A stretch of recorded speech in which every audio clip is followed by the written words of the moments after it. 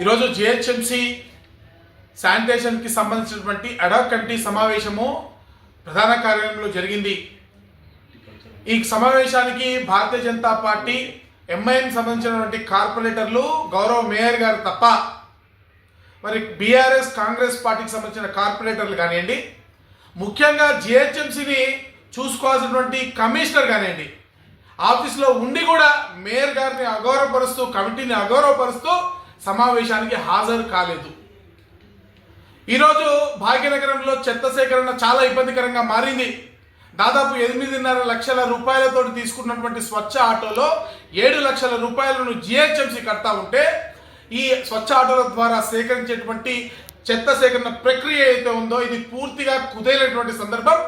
ఈ చెత్త సేకరించేటువంటి ఆటోల పైన జిహెచ్ఎంసీకి ఎటువంటి పట్టు లేకపోవడం వలన ఈరోజు జిహెచ్ఎంసీ పరిస్థితి ఈ విధంగా ఉంది. కమిటీ ద్వారా మేము చెప్పడం జరిగింది, చెత్తని రోడ్డు మీద చేర్చడం కాదు, ప్రతి ఇంటిని సేకరించేటువంటి మైండ్ సెట్ తోటి జిహెచ్ఎంసీ పనిచేయాలని, తద్వారా చెత్త సేకరణ ద్వారానే ఈరోజు పారిశుద్ధ్యం మెరుగుపడుతుందని, ఆధునీకరణ యంత్రాల ద్వారా అంటే వేరే కంట్రీస్లో కానివ్వండి, వేరే స్టేట్స్లో కానివ్వండి, లేటెస్ట్ మెకానిజమ్స్, లేటెస్ట్ మిషనరీ అయితే అడాప్ట్ చేస్తూ ఉన్నారో వాటి ద్వారా మన దగ్గర కూడా పారిశుద్ధ్యాన్ని మెరుగుపరచాలని మేము డిమాండ్ చేయడం జరిగింది.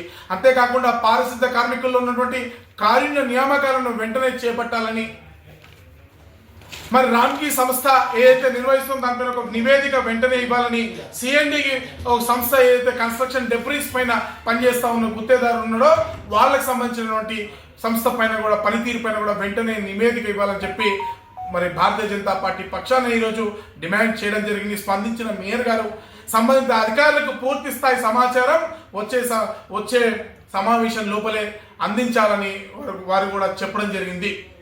అయితే ఎవరు ఎంత చెప్పినప్పటికీ కూడా అధికారులకు చిత్తశుద్ధి లేదే ఇది సాధ్యం కాదు. మేయర్ గారు ఎంత చెప్పినా, కార్పొరేటర్లు ఎంత చెప్పినా, కమిషనరు, జోనల్ కమిషనర్లు రోడ్లపైన ఉండి చెత్త గురించి అవగాహన ఉండి పనిచేస్తేనే తప్ప మరి భాగ్యనగర్లో చెత్త పరిస్థితి మారే పరిస్థితి లేదు. కాబట్టి వాళ్ళని రోడ్డు మీద వచ్చి పనిచేయాలని కూడా మేము డిమాండ్ చేస్తున్నాం.